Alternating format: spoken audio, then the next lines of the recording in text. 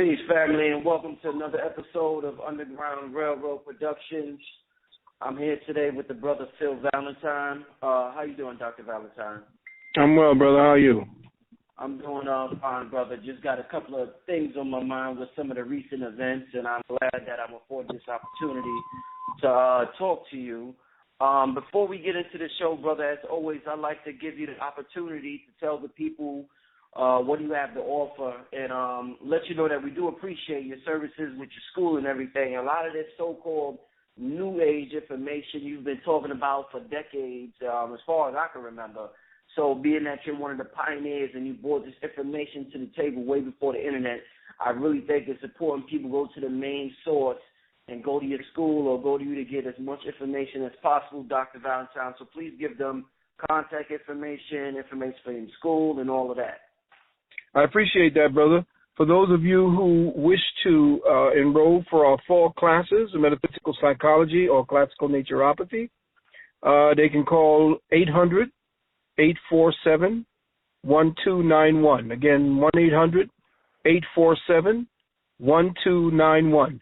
If you wish to get a consultation in nutrition, a consultation in metaphysical psychology, or if you wish to inquire about our Juice Plus product, as well as our products dealing with essential oils for healing, you can also call 800-847-1291. If you wish to have or to acquire a vaccination exemption package, you can also call 1-800-847-1291. If you are interested in checking out the different classes so that you know about our metaphysical psychology, classical naturopathy, as well as our tutoring program for young people, and our Medunecha classes, where we teach the ancient language of our Kemetic ancestors, call 800-847-1291. You can also go up to our website, and that is UKS.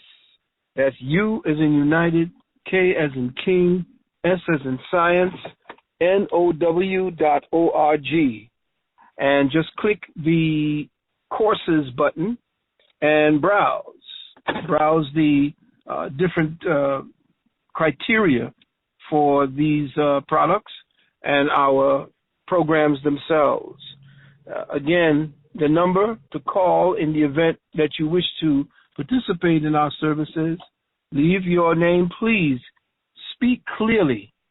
I have problems sometimes getting back to my brothers and sisters because they mumble into their phones, or they speak so fast, or they talk for about a good minute and a half on what they want, and then they only leave their number once, and when they do leave their number, they leave it so fast we can hardly understand it. So please speak clearly, leave your number twice so we can get it, articulate it very clearly so we can understand it. Thank you. And speak into the mic. A lot of women speak very softly and expect us to understand and hear them, and it's very difficult. So please speak up, and I'm saying that because when we don't hear what we need from you, then we don't get back to you, and then it becomes frustrating. I know for them, for you, for who have tried to contact us, but it becomes very frustrating for them, and it's frustrating for us too because we'd like to reach out and help as many people as possible. Definitely, and I will also leave the number in the description bar for those that are going to be watching this on YouTube or on Blog Talk. The number will be in the description bar. I want to talk today, Dr. Valentine, about the recent events that's happened in Missouri with the police shooting and the rioting that has taken place over there. I thought about you, and I thought about an old interview you did with Minister Clemson Brown. I believe the name of the tape was Transformation to the Dark Matter Paradigm. Mm-hmm. And Minister Clemson Brown he mentioned something Khalid Muhammad said at I believe it was a gathering of masters in reference to the white man needing a good old fashioned ass whooping. And him feeling as though we put too much emphasis on metaphysics. And your answer was very intriguing in the fact that you basically said that, this is a metaphysical war we into in regards of the meta world is the causal realm. The physical realm that we see is the effect realm. So things happen in the invisible realm before it comes, and we could see it in the realm of the five senses, see it or hear it or feel it or whatever. So with that in mind, people are kind of confused about what action or what direction to take. They don't know if they should, just respond with violence. They don't know if they should respond with boycotting. They don't know if they should respond with meditation, rituals. So my first question will be to you, Doctor. What at this time when the emotional state of black people is real, it's at a fragile state, it's at a real, it's in one of them states where, we're just kind of confused with how to respond because it just keeps happening. What do you think should be the appropriate response with black people across this country when something like this occurs? Well, here you have a black president, quote unquote, in office, and Missouri is one of the most segregated states next to Detroit, Wisconsin, Chicago.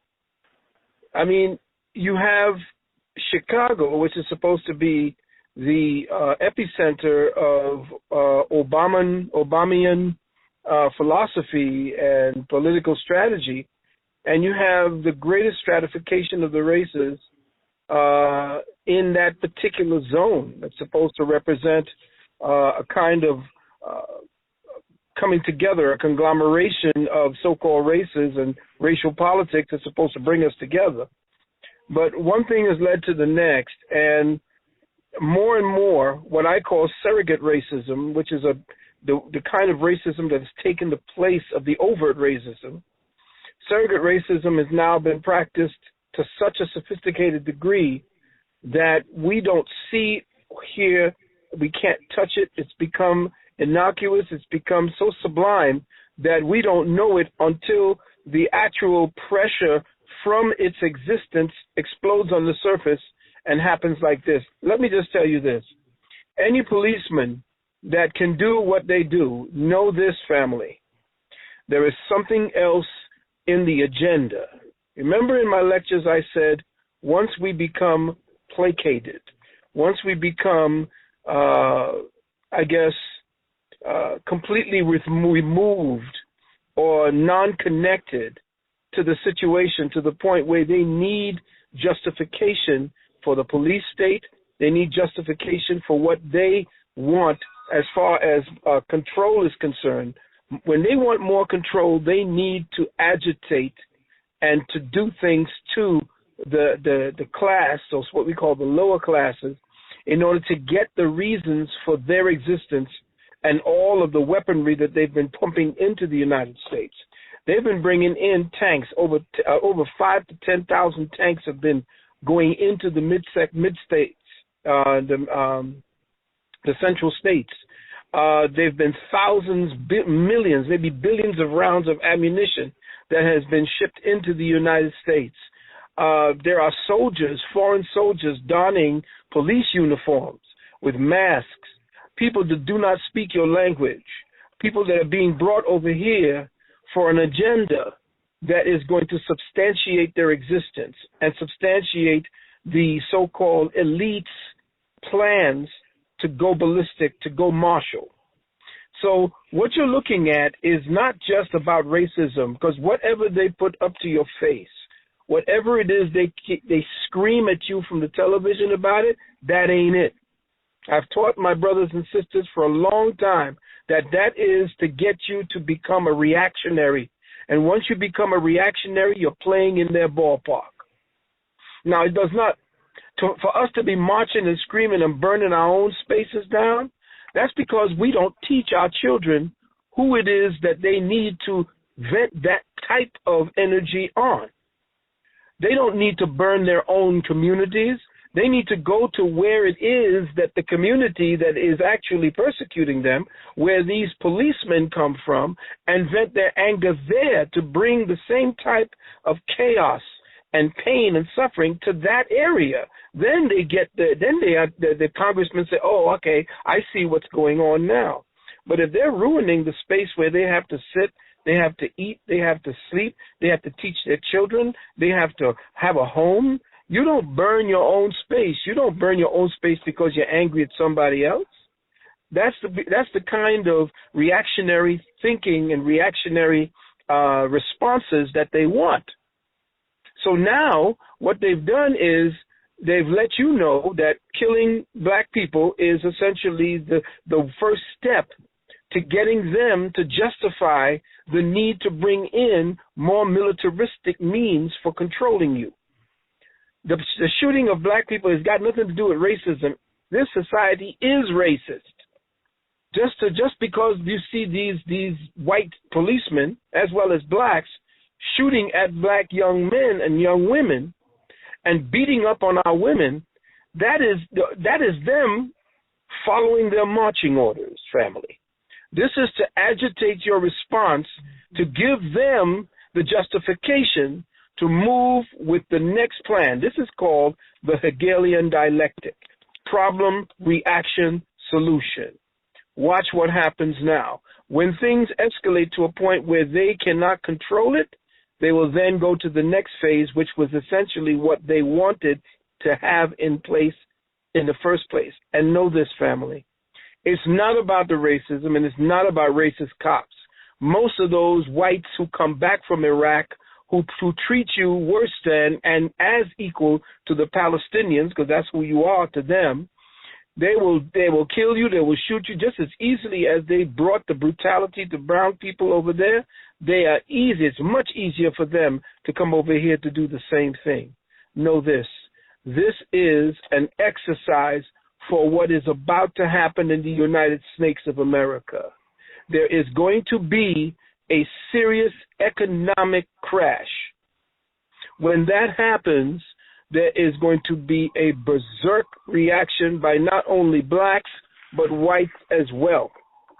The black people are there to get them agitated. The black people are there to show you that the powerlessness we have. Whites, if you were to start doing that in the Jewish neighborhood, if it was to start shooting young Italian kids, young Jewish kids, or young little white kids, do you see what would happen? There would be ballistics coming back at these cops. They would not know what to do with it. But guess what? We will have the rappers talking about icing and hotting each other instead of knowing where to point their guns. Everybody knows who their enemy is except us. And until we teach our children that the next black face across from you who thinks he's got a grill or he's wearing his pants low or he's playing his tats out and his colors and making you believe that that's your enemy, you a fool. You got to understand what and who the real enemy is. So I'm saying this to you, and I'm going to predict it from here. This is a rehearsal for what is getting ready to happen in the United States of America, and that is an economic downturn. Now that the BRICS, B-R-I-C-S, that's Brazil, Russia, India, China, and South Africa, the BRICS Union, which is going to undermine the oil dollar and bring it to its knees and have all of talking inflation and so forth. It's going to happen slowly like the frog boiling in the water, but when it happens, there's going to be a whole new change in what this dollar is worth and how much you are going to beginning to feel what it is that they've been doing overseas in order to maintain the dollar. Everything that you're seeing is a distraction because the dollar is getting ready to crash. You know, being that you said distraction, one thing that I noticed that was kind of weird when this was going down, at the same time you had the actor Robin Williams pass away from a suicide. And it was just strange to me that Obama would mention the Robin Williams thing even before he mentioned what's going on in Missouri. I mean, it's an all-out war out there, and Obama seems to mention Robin Williams before. Do you think that, you know, when people talk about distractions and diverting our attention other places, do you think that was a distraction, or they said he died on that particular day on purpose and he might have been dead or something like that? Well, I will say this to you, brother. Back in the day when I was talking about Obama and Malcolm being the son of Malcolm and the whole 9 yards, A lot of people got pissed off because of what it is that I had brought. The reason for that, me bringing that, was to make sure that people saw understood what they had as information, not what it is that I was putting out as information as if I had it and I was the exclusive one bringing that. I was revealing what was going on there in the back room, in their archives, what they were coming out with, the information on him being a homosexual, the information on him being who he was, working for British intelligence, working for the CIA, working for the Queen of England, who he was. All of that, I brought that to the surface so that our people could know what was behind the scenes. The second one I did on Obama, everybody got pissed again because not only did I bring more proof from what they were speaking about, the central point of the second one was to show you how America was undermined into a socialist state using Obama and his uncle as the people that brought it to that particular level. And everybody went right over the heads of most of the brothers and sisters that we are being formulated to become a socialist state. And that socialist state is about undermining all your rights. In fact, I had more problem, and I'm just going off the course for a minute, I have more problem doing vaccination exemptions for brothers and sisters across the country now under Obama than I did under Bush. Wow. So Obama is a puppet. When I said that, I told you he was with British intelligence, and I told you that back in 2005, back when I did a Death March and showed you who he was and told you to look out for him and who he was going to be, if you remember that. Yeah, I remember, yeah. And so what I said was, he is not who you think he is. In fact, when he was elected, the Jews said, we finally have the first Jewish president in office, because his mother was Jewish.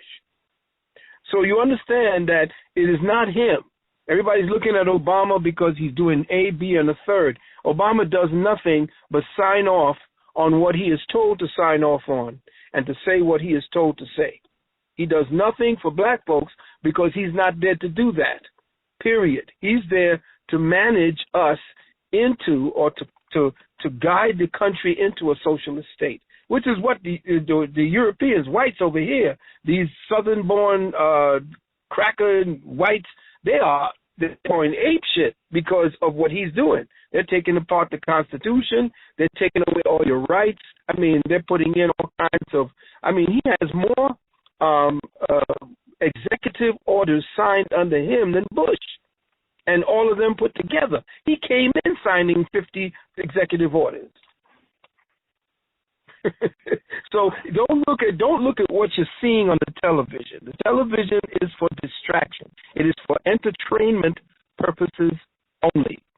Do not look at that. Remember, I teach all. Never look at what they're showing you. The right hand is never letting you know what the left hand is doing. So you've got these meat puppets, especially these cave maggots, all blonded out in the TV to give you some kind of verification and justification that they're so forth and so fifth. And they got the Illuminati's hand right up their asses, moving their mouth. And they are saying what they're supposed to say, and you are actually looking at it as if it's really news. It's not. It's an orchestrated form of conditioning so that you will think and act in the way they want you to. I also noticed that, just listening to brothers like yourself and Bobby Hemmett, Delbert Blair over the years, we know they do things on certain days, certain astrology days, certain full moon days. And I noticed that this weekend that it happened, a lot of people were talking about that this was the weekend of the supermoon, which was a full moon, but they call it a supermoon because it's even extra close to the earth. And I believe on Sunday it was closest to the earth that it's been all year long. Now, does this have any connection where they make moves like this? And if it does, what's the significance on doing something like this on a what they call a supermoon? Well, a supermoon would be something that would make their plans a little better. Supermoon means that the water principle is higher. It means that whatever it is that is there latent, it's just like going to a nice clear pond and then sticking a stick in it and stirring it real fast and seeing what's at the bottom. We have a water that is rising. The passions rise up real build much higher. You can instigate, do more sacrifices during this time, and there's been more instigated energies. Wow. So they're like so from what I'm figuring out, this is like energy that's non-discriminatory. It's just there, and whoever utilizes it Indeed. can use it, whether it's good or bad, because that's just a relative term, but it's just energy that's there, correct? Indeed. You hit it right on the head, brother. And that's why we do not know. That's why we so damn Christianized that we use the energy in calling on Jesus, that demon.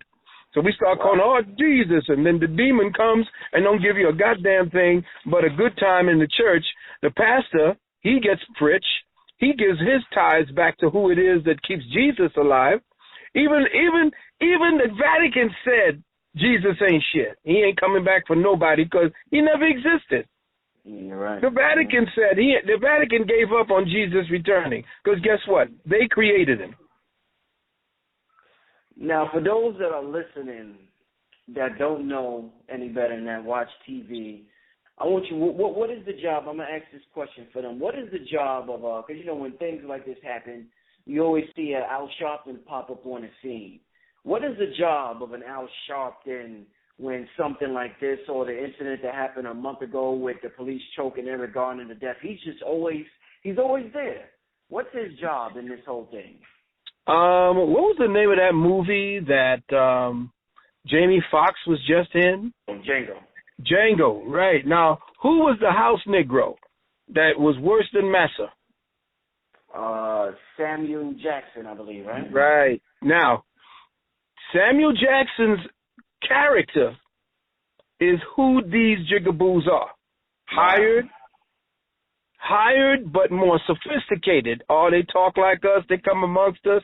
They come and pray amongst us. They come and hold the women. They don't give a damn about you. They go back home to where it is that they've been paid. They have their own little gardens. They are so estranged from you. The only thing that they have in common with you is melanin. Their minds ain't got a damn thing. They will talk all kind of black, but they will talk black within their block. They will talk on their spot and talk from their space. They won't step out of it. They move on command. Sharpton has been taking orders from the FBI. Every time they arrested him, he was over there taking his orders before they let him out. That was the way they used to communicate with him. Right. So when you're looking at people like that, they already told you, our brothers told you, the revolution will not be televised. It will not be televised. When it really happens, when you begin to start seeing the police running from you, that won't be televised. You see, they'll only show you the victories that they make. They won't show you our victories. So when the time comes, and again, we aggrandize. We go to their McDonald's. I keep telling people that once we stop giving them the monies to keep us in the kind of state we're doing right now, with $1 trillion that we spend in their stores and in everything that we do, the monies that we give them to give us the grief that we do.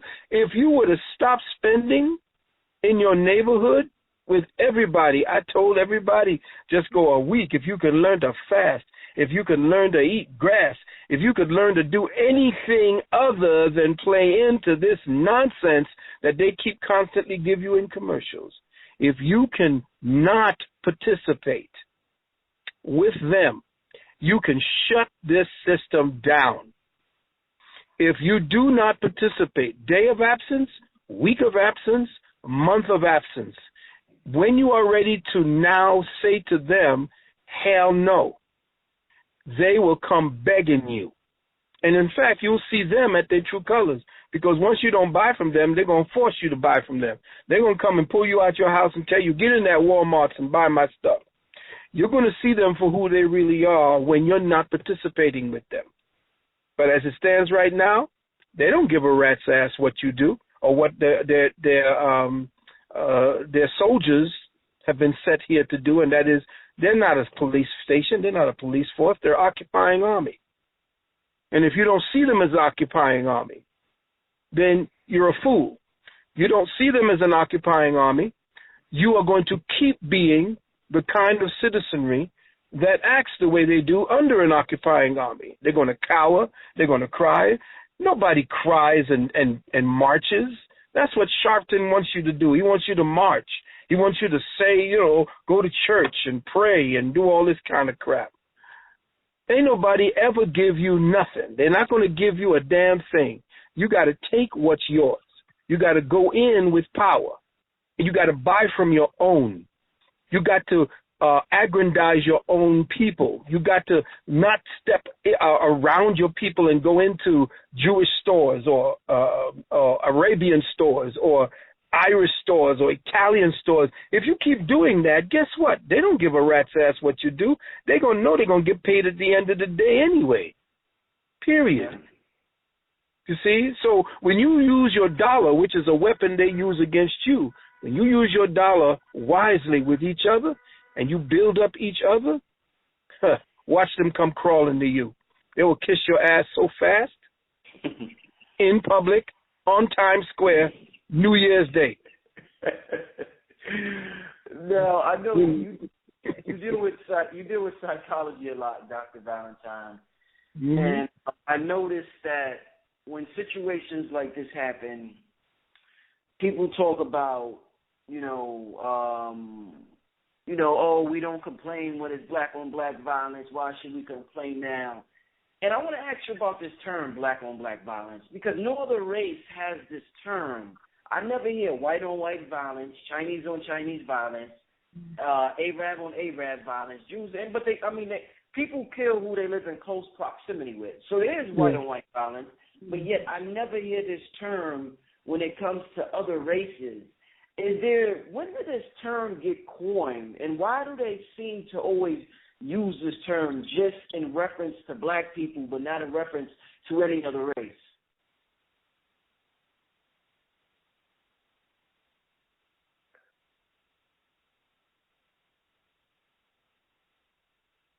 Becomes the prison that keeps us incarcerated within the ignorance and the lack of knowledge of self.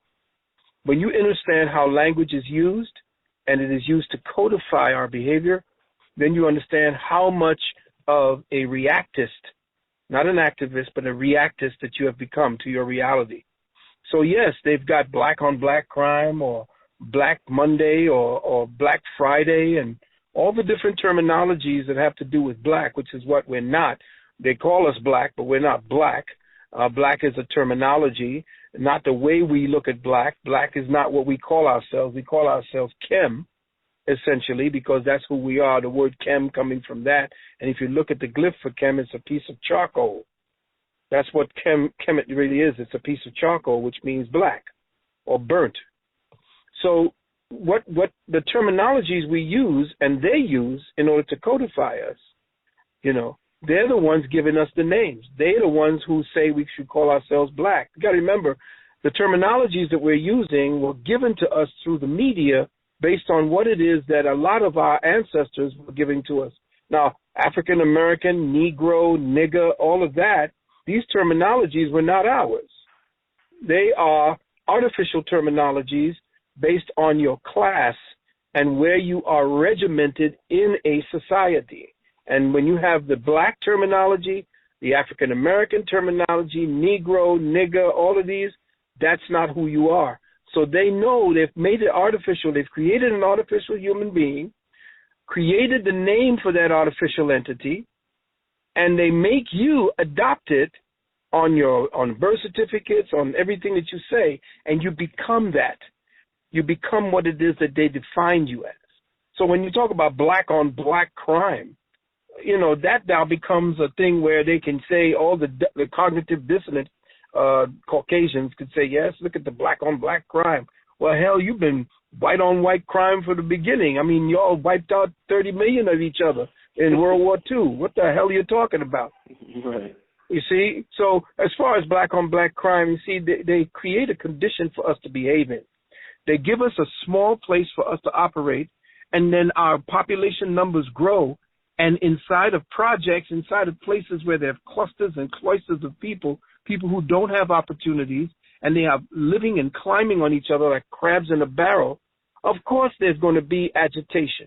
Of course there's going to be some kind of fight for territorial boundaries and superiority. They create conditions that bring out the worst in you, and then say, look, see, I told you about them niggas.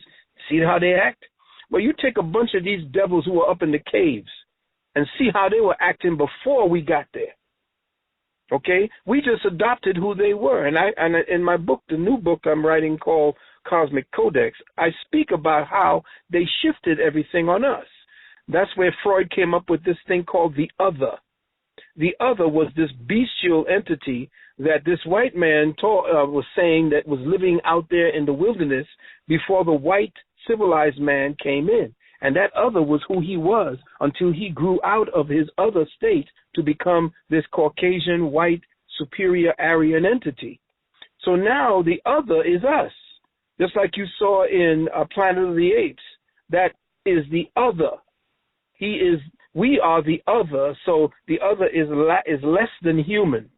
So this Neanderthal who came out of Europe shifted the psychology.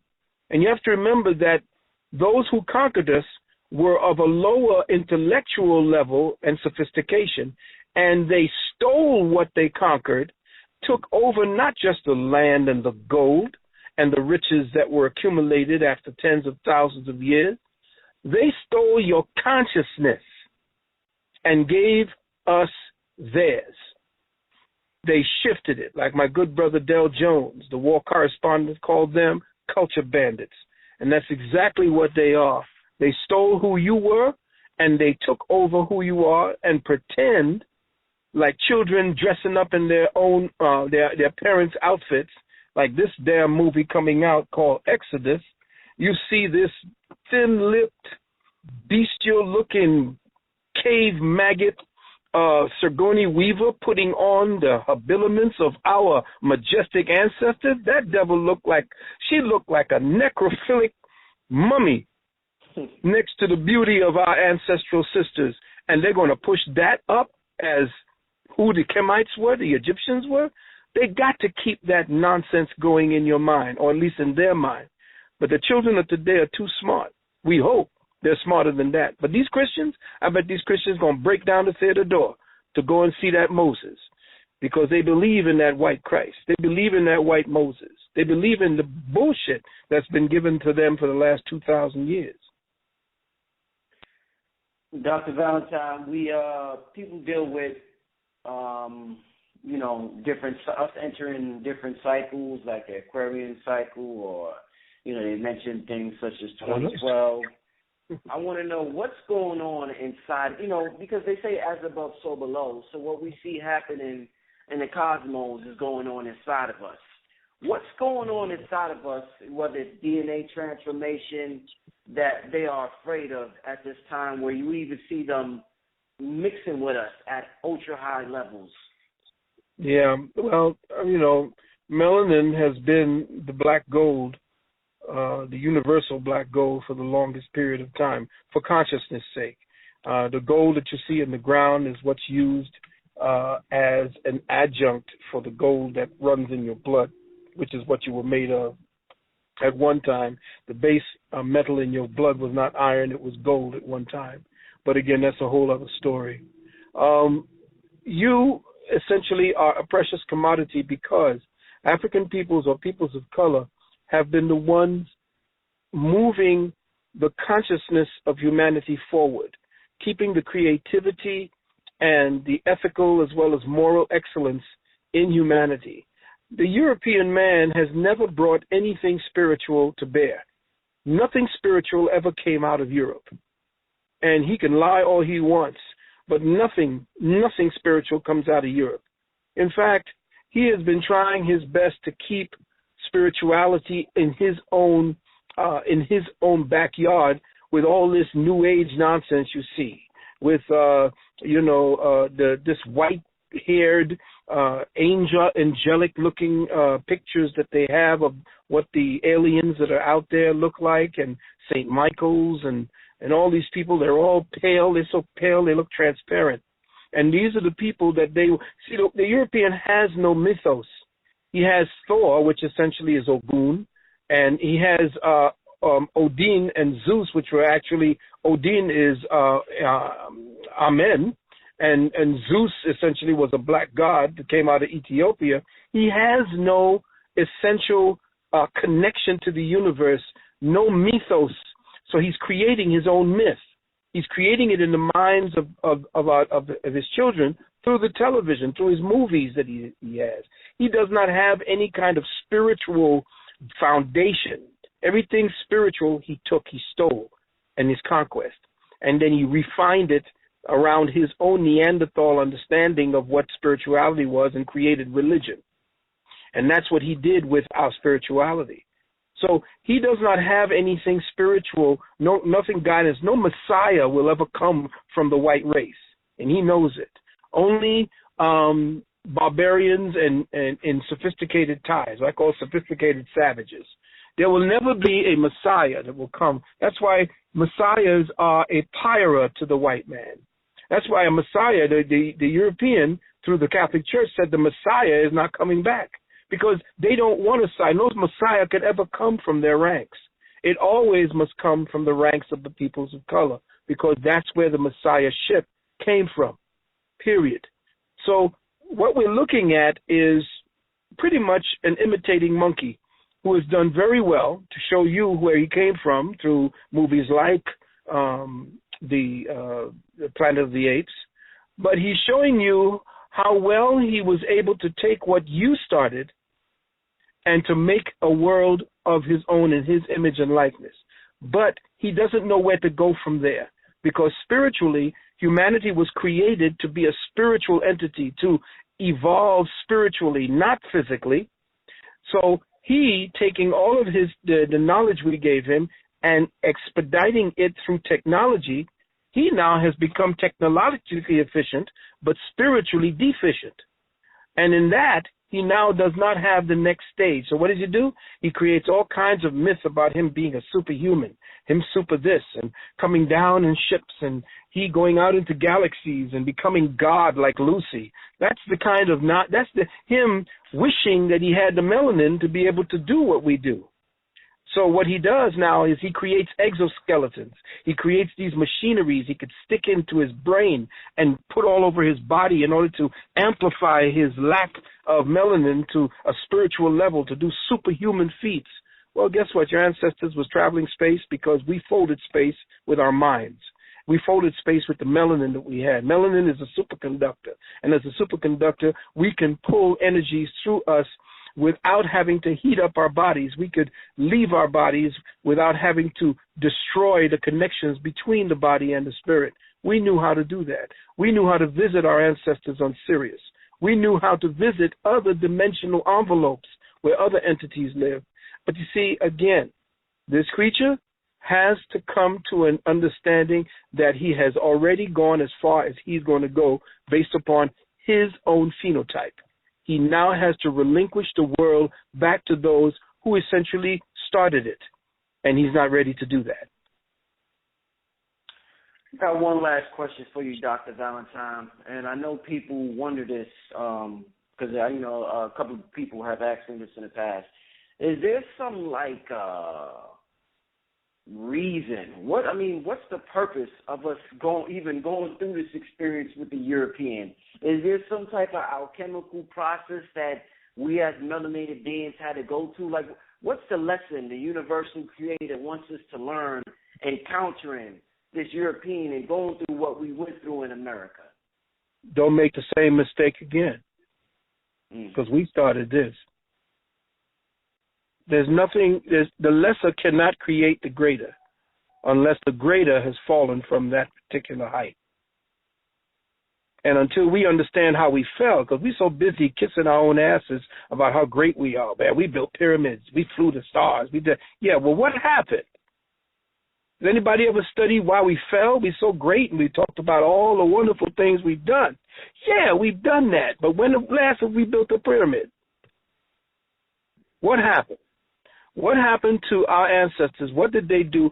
The myth is that we were attacked. We were attacked by another species from another space and another dimension, and that war went on for a few thousand years. And it's only the last 100, maybe 1,000, 2,000 years since that battle and that war that we have been suffering under that particular rulership. And it would have to have been that we've reached either a state of such heights that we have fallen to such states of decadence that this creature came along, just like cancer comes along when you do things to your body. Cancer comes along to cancel out whatever it is that you've done wrong by canceling everything. So when you look into the body and you look for what a leukemia looks like, leukemia cancer cells look white. Right. So essentially, we have created a cancer based upon whatever it is. They say, well, we didn't did nothing. No, we didn't do it. Yeah, right. Something happened. Something happened, and we got to get out of that we were great, and then how did this guy get great? How did we hand over everything to him unless something happened from within? That we either brought him in, taught him what we wanted to teach him, knowing that he was a snake, just like my boy Oscar Lee Brown said, when that woman brought that snake in, fed it, get it warm, and then it bit her ass. He said, well, why'd you bite me? I gave you warmth and stuff. He said, well, you knew what I was. You knew I was a damn snake. Something happened. Something happened that caused us to fall from the heights that kept us great for over 150,000 years. And don't let them fool you, family. The pyramids are at least 50,000 years old because the last time that the pyramids were seen in their heights was back about 25,000 years ago when you dealt with that the equinox. Now, for you to know that there is a 25,000-year cycle, you had to at least go around twice. So you think about that, family, when they start talking that Christian nonsense about there being only 6,000 years old. Yeah, maybe 6,000 years after the war was hit this planet, and we had to come out of this atomic war that we had with each other that destroyed us and made this mutant. Who knows? There's many different variables to why it is that we're in this condition. But we're here now. And there's a war going on, a war being conducted against us. And every now and then, when they want to get our attention, like I said, they kill a few of us on the street. They do it brutally enough for you to react, to see how much power you have. Well, you don't have any power. You're powerless. Because them Negroes up in Congress, the one serving the Queen in England and that other Queen in the Vatican, you don't have any power. And the fact of the matter is, the fact that they could brutalize you so openly means that that's just what you are, a powerless piece of meat, and you have no ways of responding to that. With that type of violence, one time I remember there was on the YouTube, a guy said, when is it right to shoot back or to attack back at a police officer? When a police officer has stepped beyond his boundaries and begun to personally and emotionally get into something, when a man is shot in his head while he's handcuffed, no way is that policeman, when he did that there on the street, supposed to leave that street there, period, because he just committed a crime. If you don't, if nothing else, you all gang up on him and arrest him or whatever it is, he committed a crime. And if you let that pass, then guess what? The police are going to say, well, the hell with it. I can get away with it. We got the blue wall. We can do what we want. But see, again, the life of a black man, there's no actual price on it yet. Nobody has set the price for the life of a black man. So it's easy for you to hunt him because there's no kind of repercussion to the killing and hunting of a black male. When that price goes up, watch white folks begin to start tipping their hats before they come over there to ask you for your license. Wow. Well, I definitely appreciate you joining us tonight, Dr. Valentine. I'm definitely going to be looking forward to this new book you're coming out with, Cosmic Codex. And I definitely would love to do a show when you come out with the book to go over some things in the book. I urge everybody to go to this man's school, go to his website, call him number, try to get as much information from this man as possible. Everything this man has said has come true. You have been predicting things for years and years now. You're the first person I ever heard about Obama from. So I appreciate your time. I appreciate your energy, Dr. Valentine. And we're signing out, y'all. Peace. Peace.